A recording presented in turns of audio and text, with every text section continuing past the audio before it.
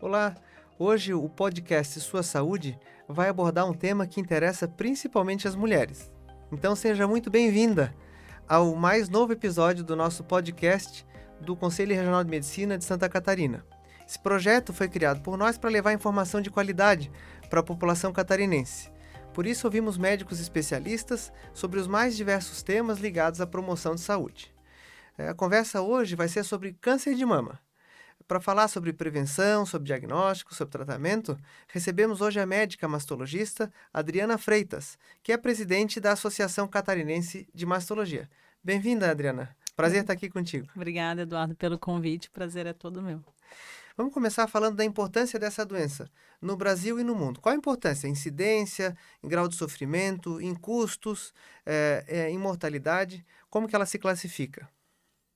Então, você abordou bem, né, Eduardo? Do ponto de vista de incidência, é o câncer mais frequente nas mulheres no mundo, né? E em relação ao Brasil, também é o câncer mais frequente na maior parte dos estados, né, exceto o Nordeste. Então, se a gente for ver o número de mulheres com câncer de mama, é absolutamente assustador. Se você for pensar na consequência do tratamento para as mulheres, não menos assustador. Elas vão perder a mama muitas vezes, vão fazer quimioterapia, vão perder o cabelo.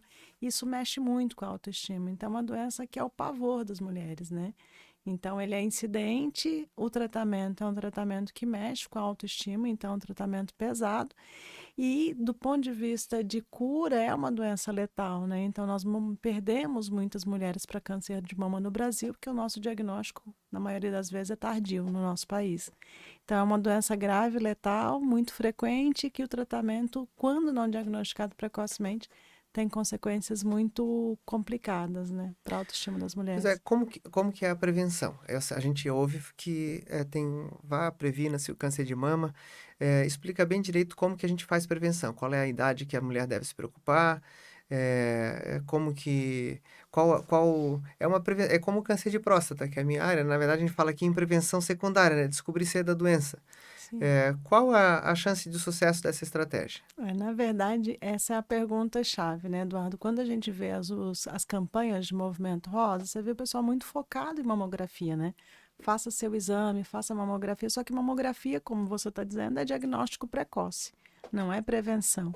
Então, eu descubro o câncer de mama através do exame. Então, a função do médico no câncer de mama é essa: descobrir as alterações nos exames e diagnosticar câncer de mama. Agora, quando a gente fala em prevenção, aí é um trabalho conjunto do médico orientando o paciente do que é importante e o paciente entendendo o papel dele. Então, como que se previne o câncer de mama? A gente seleciona, quando está falando em câncer de mama, os fatores de risco. Então, você vai analisar o que causa o câncer de mama. E quase todas as mulheres no consultório acham que é genética. Então, elas vão pelo histórico familiar. Não tenho nenhum familiar com câncer de mama, estou livre. Quando, na verdade, 90% dos cânceres de mama não são genéticos. E se ele não é genético, ou seja, ela não nasceu predestinada a ter câncer de mama, por que ela teve câncer de mama? Porque ao longo da vida ela foi exposta aos fatores de risco, que é o que a gente vai falar agora. Então, sedentarismo é um importante fator de risco para a origem de câncer de mama. Obesidade é um fator de risco importante para a origem de câncer de mama. O uso de medicações hormonais é importante para a origem de câncer de mama. Alcoolismo, então, ingestão excessiva de álcool aumenta o risco de câncer de mama. Então, quando a gente vai pensar como é que eu vou prevenir o câncer de mama, a gente resume isso em tenha uma vida saudável. Pratique atividade física 3 vezes por semana, 150 minutos por semana. Mantenha o seu peso dentro do normal, ninguém está pedindo para ser super magrinho, mas evitar o sobrepeso. Usar medicações hormonais com cautela, né, Eduardo? Eu preciso usar, eu vou usar pelo tempo que for necessário e vou parar de usar quando não é necessário mais. Então, a gente pede para o nosso paciente investir em qualidade de vida. E tem outros fatores que dependem menos dele, né? Por exemplo, mulheres que têm filhos têm menos câncer de mama. Então, se é interesse gestar, a gente pede para que ela pense nesse assunto, preferencialmente antes dos 30 anos, que é um desafio. Amamentar reduz o risco de câncer de mama. Então, a gente também estimula que quando ela tenha o filho, que ela amamenta, ela aumente se ela conseguir.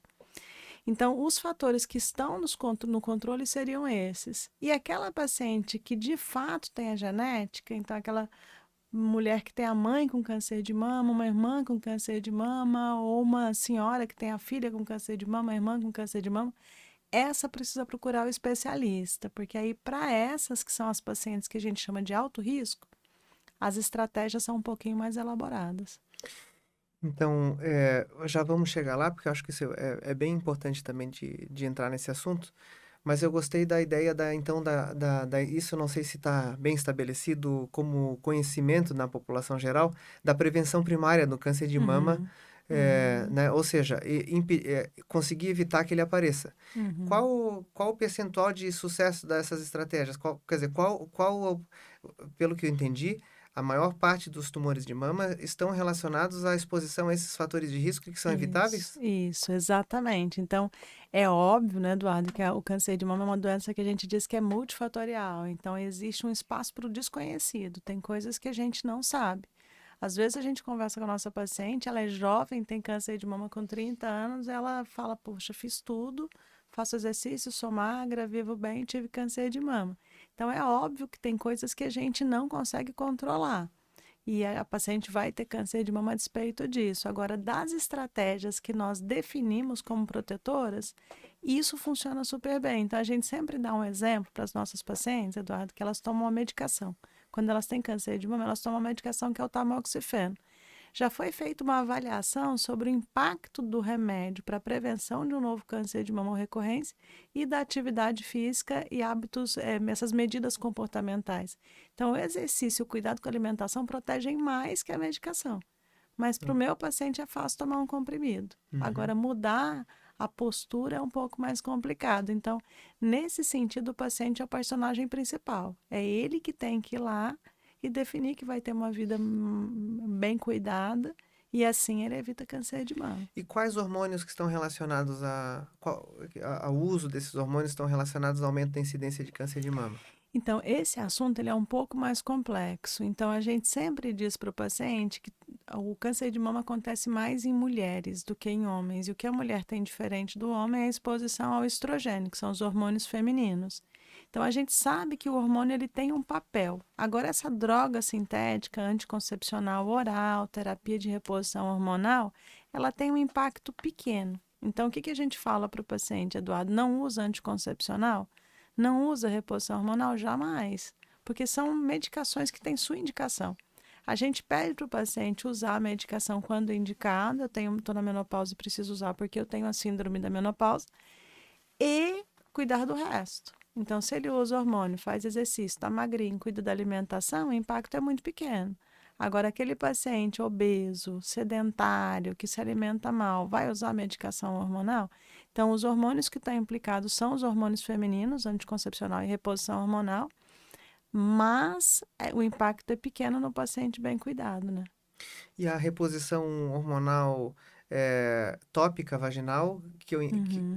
até onde eu saiba, não tem implicação de risco para câncer de Sim. mama. Na verdade, a reposição hormonal vaginal, ela tem uma absorção. Todas têm. Essa absorção, ela é irrisória, a gente diz. Então, a gente vê que aumenta o nível do hormônio no sangue, mas é muito pequenininha. Numa paciente que não tem câncer de mama ou numa paciente que não é de alto risco para câncer de mama, a gente não tem nenhuma preocupação com o uso de medicação vaginal e é bem importante na tua especialidade para prevenir as infecções urinárias, etc. E as atrofias vaginais. Agora, num paciente com câncer de mama, já é um pouco mais complicado. A gente geralmente pede para o paciente, a gente trabalha com uma doença complexa, né, Eduardo, que o tratamento compromete muito a qualidade de vida.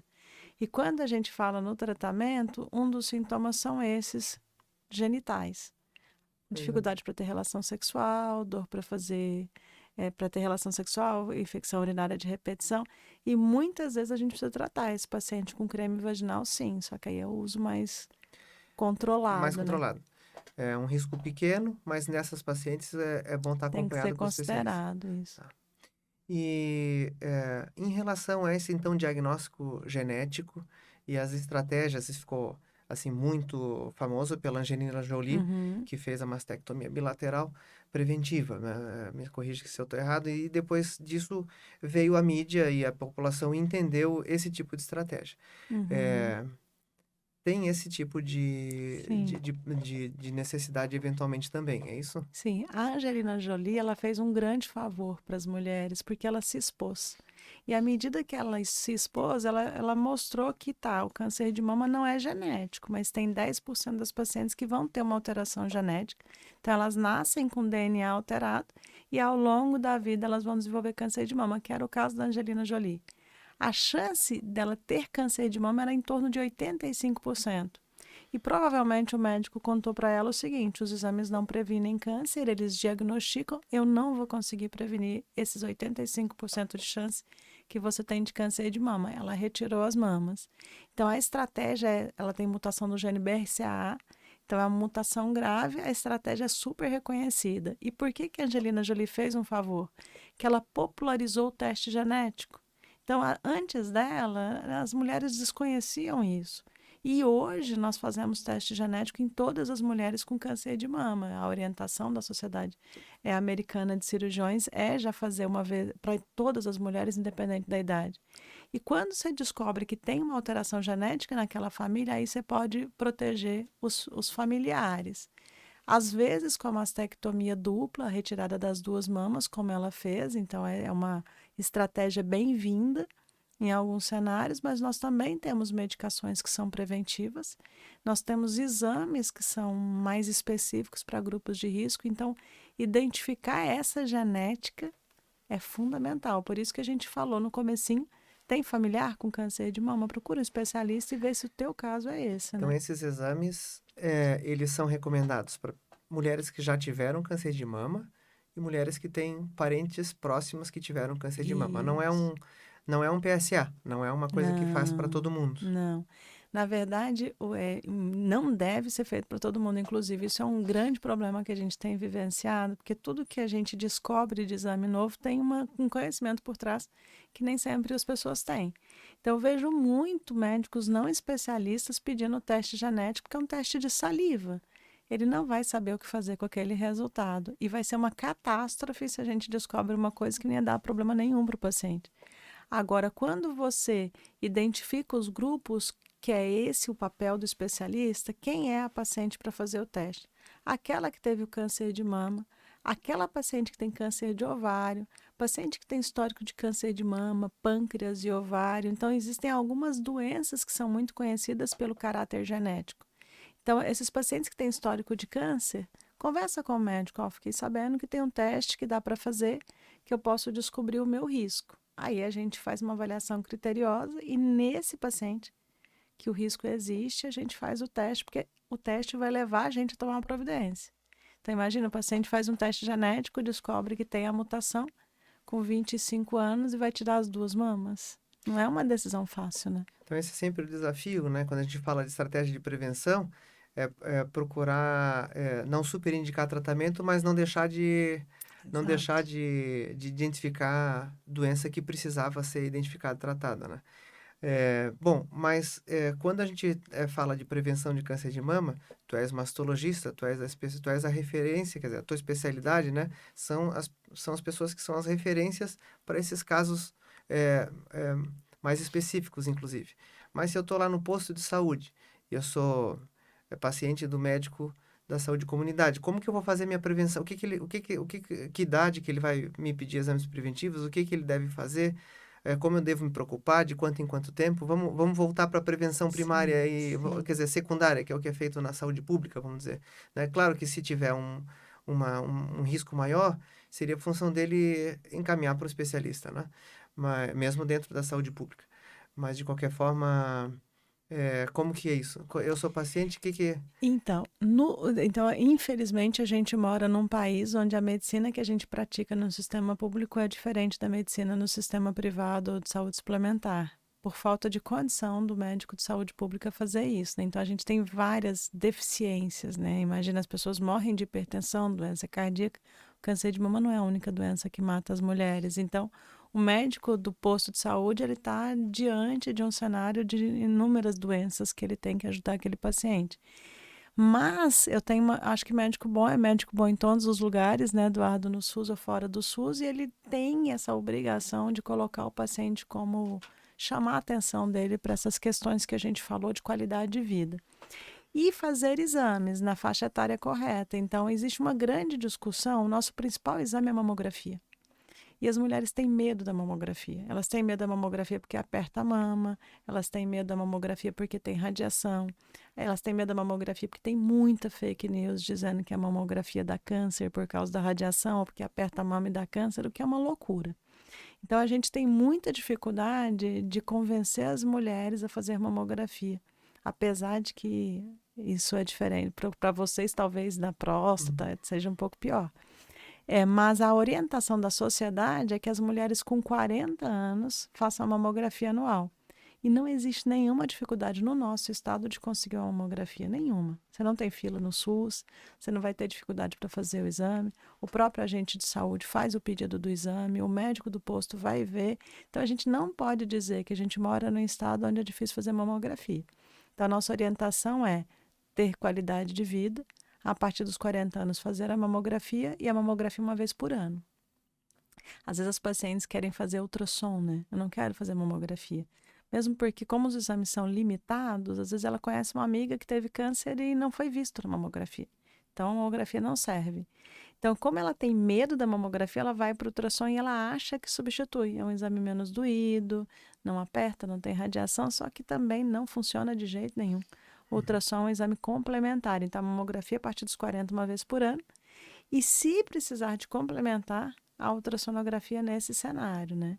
E eventualmente mais algum exame além desses? Para a população geral, não. Eu tinha dito que tem um grupo de pacientes que nós somos mais cuidadosos, que são as pacientes de alto risco, né? Aquelas com histórico familiar bem pesado. Essas a gente tem a ressonância da mama, mas que também, Eduardo, um bom exame na mão de um bom médico é uma ferramenta, na mão de pessoas que desconhecem é uma arma. Então, a ressonância de mama é um exame para ser pedido pelo especialista, porque os achados têm que ser interpretados, não é um exame fácil de ser lido, né? É biópsia para tudo que é lado, se começa a pedir ressonância demais. E o autoexame? Porque isso, as campanhas eram as campanhas do Sim. autoexame. Ou mesmo o exame da mama pelo médico no Sim, posto de saúde, sim, em busca de nodulações, de sim. como que... A gente sempre diz que a medicina da mídia social ela é sensacional, e ela é mesmo, porque o paciente ele tem acesso à informação. Todo mundo tem um Instagram e tem um monte de médico falando ali.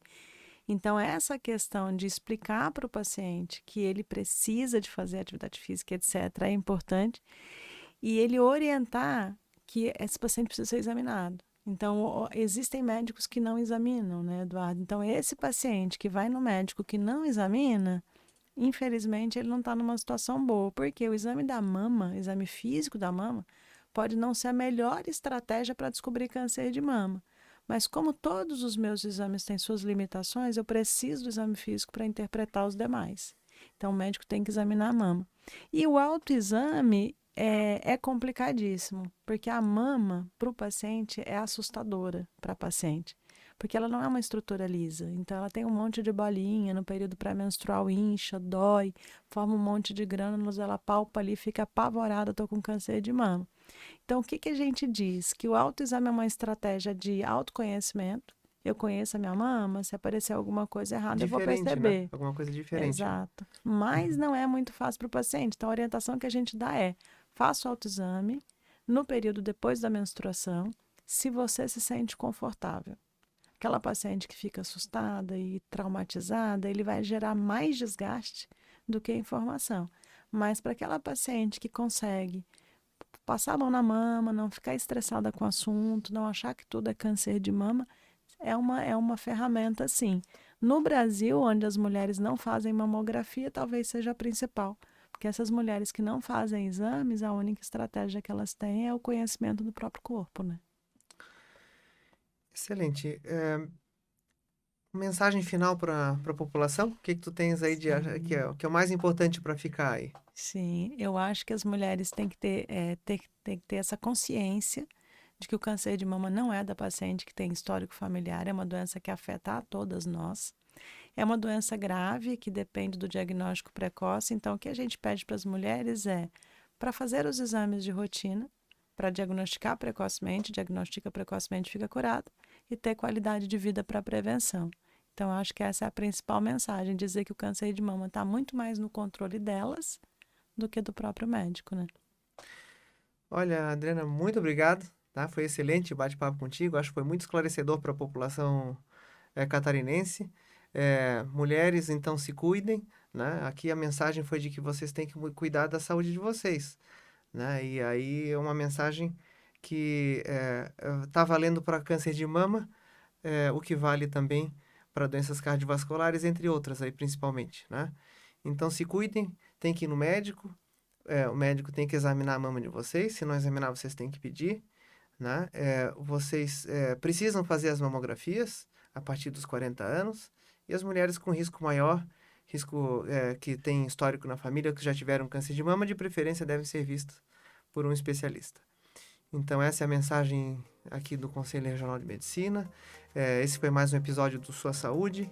Acompanhe nossas redes sociais, veja e ouça outros episódios dos nossos podcasts. Em breve publicaremos novos bate-papos, sempre abordando temas de interesse da população e importantes para a promoção da saúde e a melhoria da qualidade de vida das pessoas. Muito obrigado, Adriana. Muito obrigada pelo convite, foi um prazer.